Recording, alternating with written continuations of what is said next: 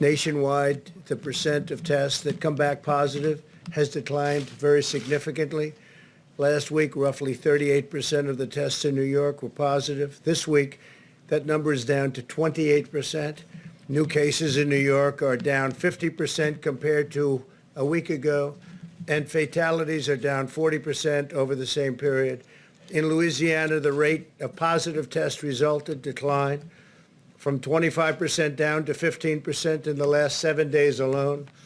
18 states now show a decline in a number of positive tests in the last 7 days. So over the last 7 days, been very, very significant progress.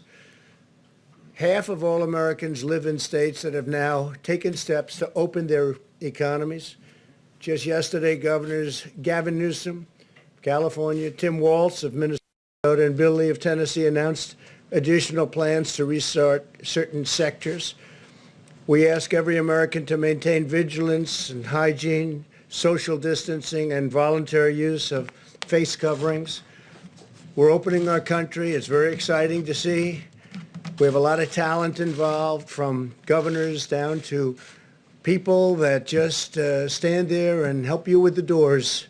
There's been tremendous talent involved and tremendous spirit from our country. The country is a great place, and it's going to be greater than ever before. I really believe that. I think there's going to be a tremendous upward shift. I spoke with Tim Cook today of Apple, and they have a good sense of the market, and he feels it's going to be a V. The V is sharply upward later on as we actually get it fully open.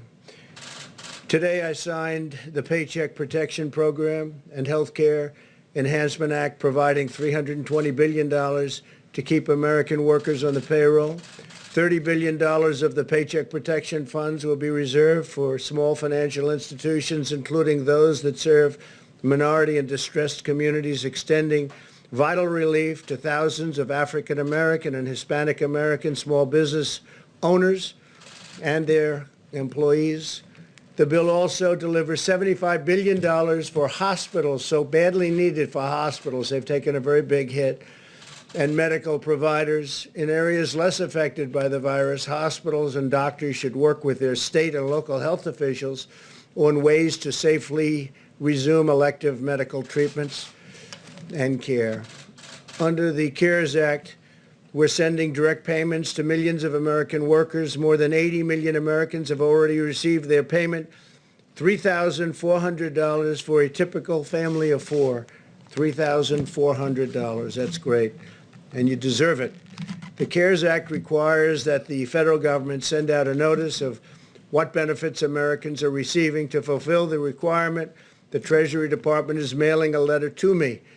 It will include the amount, their economic impact payment, how it will arrive, direct deposit, check, or prepaid debit card, as well as a message to the nation letting each American know that we are getting through this challenge together as one American family. And that's what's been happening. The whole world is watching us. You have 184 countries out there that have been hit, and now it's probably higher than that.